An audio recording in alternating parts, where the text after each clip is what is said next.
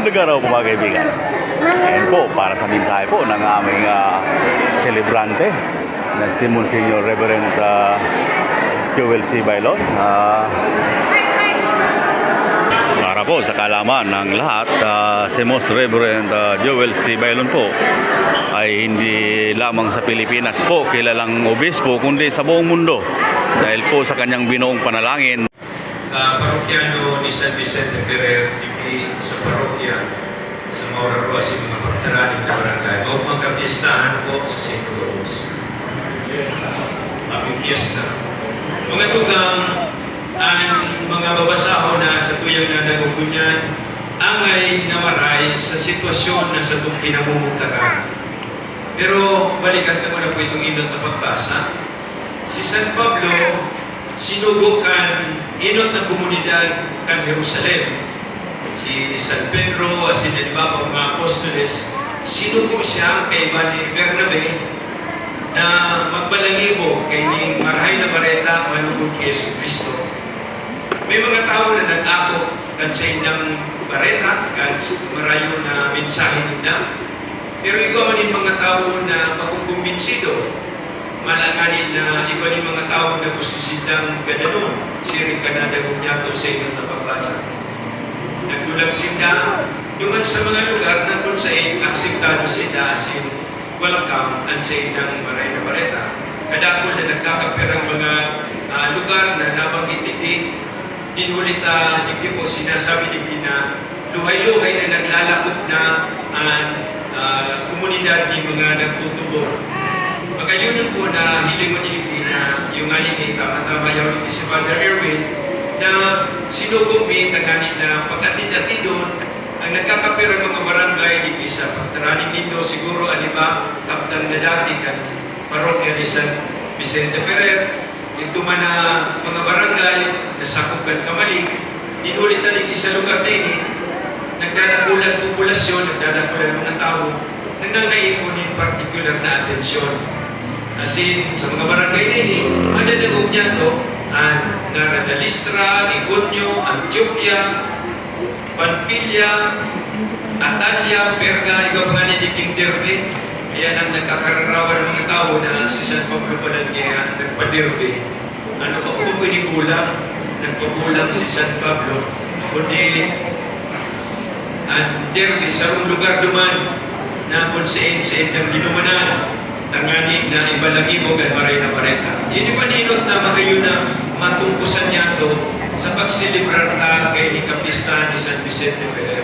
Ang palagos sa pagtalubo kay maray na bareta sa paagi kan mga komunidad na ini-establish kaninang simbahan sa tao niya ito.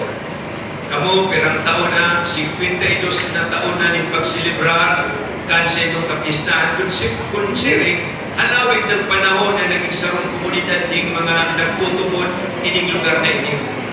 Binulag na nga ni kamo dati sa Gilubatan, asin mo niyan, iba din mga lugar na pagpuporma man niya ang tanganing madagugman na mas direktamente asin marhay ang maray na bareta din sa itong panguragdan. Mga komunidad na dapat atamanon, tanganin na sa itang pagtubod, magtalubong, asin magbunga ng marhay. Pero, bago mo pwede madali, igwanin mga kanipisilan na inaatubang.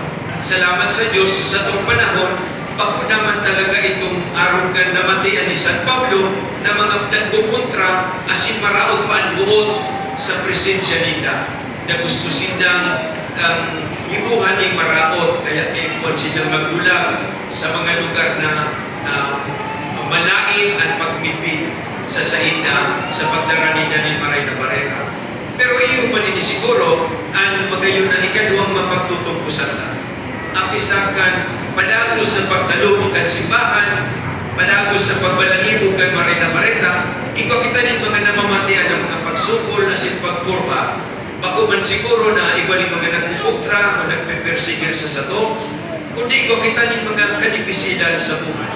Kuya na dyan ang padagos sa pagtugakan mayon na nagtataon ng distroso, kapurisawan, asin peligro sa mga komunidad. Kaya puhan maghaling, mag-evacuate ang mga tao, ang mga komunidad na apektado, Asin sa ilang mga normal na pagkabuhay, napudol na wara. Asin kadaklan sa ina, naglalaom sa karahayan, ng mga tao na nagmamaglukan sa ilang mga pagkakaib. Kaya ngayon po padagos makitang naghihigawa na sa abot ng sa itong makakaya bilang mga tugang nyato na nakakamati ng pagtigos kay mga taong naapektaran ng pagtuga asin pag-usod ng mayon. Yaon man sa itong pagmanglo. Pero sa satuyang parte mga tugang nakakamati makita ng mga kanipisina. Yaw yan ang padagos sa paglangkaw ng presyo ng gasolina asin bakalon. Asin itong mga dikit na nakukuha niya ito sa satong pagpagal.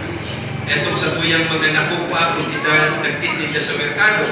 Itong mga sweldo na nasa tuyang nare-receive kung kita nagpapasweldo o iba ng mga trabaho sa opisina o sa iman. Nagdidikit ang kantidad asin halaga kay dahil sa paglangkaw ng presyo ng mga bakalon.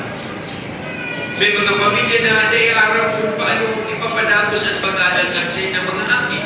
Dahil ka, dikit na nani at siya nakukuha na mabawasan pa ang halaga kainin.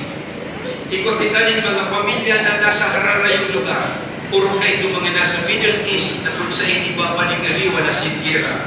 Purisaw na marin sa itong mga puso ko. Talay itaarap kung tunay silang nasa karahayan, nasa seguridad o nasa peligro ng aliwa. Siguro nakamati ang iba sa sato, din pagkaganda ng mga mahal sa buhay. Nawara dahil sa kung ano man na aksidente o distroso o malaking na pangyayari sa ilang mga buhay. Halimbawa sa sato, nag-aatubang inhela, ilang na umayan, ikaw ng mga tao na naghahala din pagtapos at sa ilang pagpaklay ng isa naga, ninulita siguro final stage na cancer at sa ilang namamatinan. Asin sinabihan na sila ka-doktor na pirangkula na sana at sa ilang ikakabuhay. Malay-lain at sa tuyang mga kapurisawa na sige parte pagdayo at sa tukarwal daw na pagkabuhay. Sinasabi ng bigli ni San Pablo duman sa mga komunidad na sa iyang dinagdumanan na sininataman. Sabi niya, sa lambang simbahan, kaipuhan na magtios ng dakol na kasakitan bago kita makalaog sa kahalinan ng Diyos. Dahil matindi sinasabi mga tugang na kaipuhan talagang ang kaugmahanin mahal na Diyos na kita nagtitios sa sinagsasakit. Parte ini kan sa itong pagkatao. Parte ini kan buhay niya ito hindi sa kinaban na ikunin mga kanipisinan, pagkurba, asin pagsakit na sa tuyang pinapasa. Krus. Nasabi nga din sa itong kakurangnan, ang sisay malabuot magsunod sa sako. Ang gustong maging disipulo ko, daligdan niya ang sayang saniri, pasanon niya ang sayang krus, asing sumunod siya sa sako. Pagpwedeng kaugmahan ng Diyos na kita nagsasakit, dinulita siya mismo nagsakit para sa sako.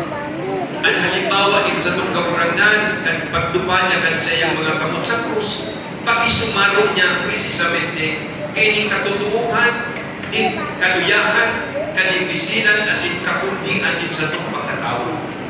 Bago ining sentensya na padagos kitang maagi ng karakter na ganit lang kita makasakat sa buhay na darakan kahanian ng Diyos. Magulang ko'y bagwin, hindi panuhan kamugtakan kang kinapaan. Dahil kita sinasabihan ng Diyos na basta ka mo nagtutubod sa ko, dahil na ka mo ng problema. Magaya-gaya na sa itong buhay, matuninungan sa itong mga paghinguha, may siguridad at sa itong puto. Dahil po yan niya sinasabi. Sinasabi niya, ang sisay man damot magsunod sa ko, magpaasan siya ng krus. Siring at magpaasan kung kan krus para sa inyo. Pero ito po sa nang isang pang mensahe na sinanaputayan sa Ebanghelyo. Katuninungan, itinatao ko sa inyo.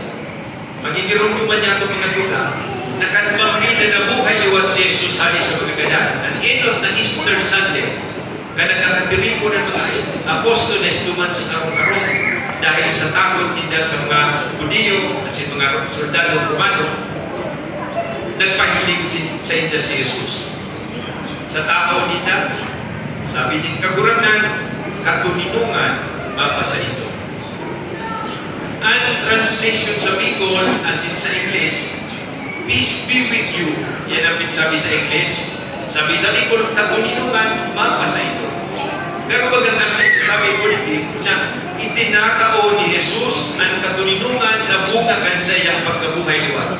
Itinatao, kaya peace be with you. Pero bakit po yan ang tunay na kahulugan at tataramo ng shalom na yun ang original na sinabi din sa itong kakurangan.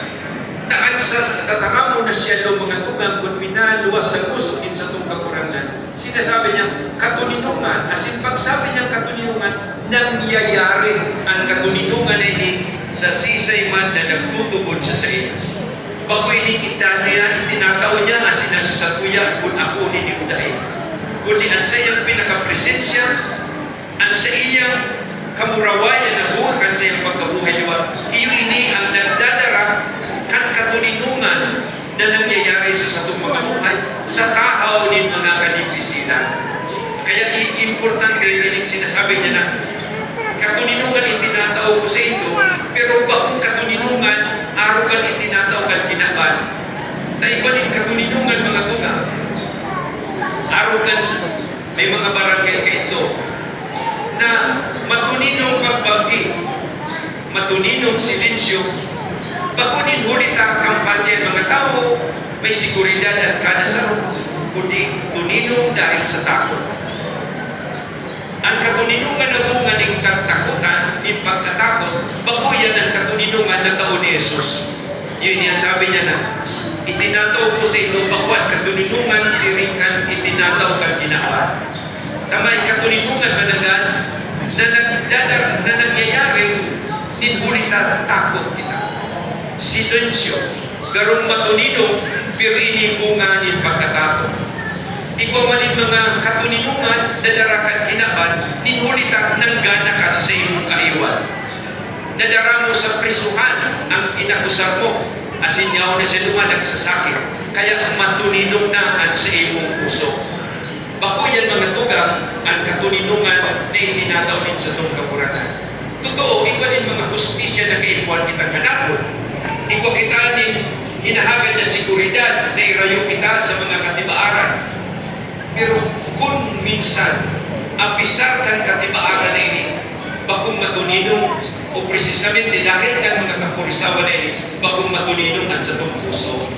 Iyon yan sinasabi ng kapurangan, na dyan sa taho na yan kan kapurisawa, kan kahadikan, maski na sa atubang nin kagadanan, igwa iyan nin katuninungan kung nakarani kita sa kapurangan. Iyon yan halimbawa ni San Vicente Ferrer. Ang padagos niyang pagmalangimo kan marita-marita, maski may nagkukontra sa iya kay ito. Igwa din may mga maraot ng bota ita, pigtataram niya ang katutuuhan na nagtatao din kapurisawan man sa mga tao. Kung minsan, sabi nga ni, the truth hurts. Malalit ang katutuuhan. Kaya kung minsan, habutang atubangon ang katutuuhan. Pero kung inaatubang ta ang katutuuhan, maski ini malalit asin makulong, kung ini sa kaibanan din sa pagkakurangan, ini ang katulinungan na itinatao ni Diyos sa sato. Lugod mga tugang, ini ang katulinungan na madara niya to sa satuyang ginawa.